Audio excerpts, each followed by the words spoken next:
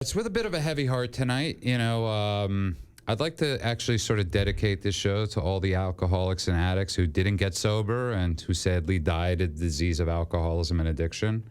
And yeah, it's never, it's we just had someone close to us die again. Yeah, and it's always rough, but it's happening out there, and people, it's somebody that was trying to get sober and got sober and then went out and used and one time. Well, but Yeah. So typical though, right? With opiate addicts especially, they go back to using what they thought they were used to using, and they end up overdosing because they didn't realize that in getting sober they actually reduced their tolerance level. Let's talk about that a little bit, because I think that's actually very important before we start talking about other stuff. But a lot of people don't realize that when you are sober for a little bit, and we talked about when Corey Monteith died, that you can't pick up where you left off.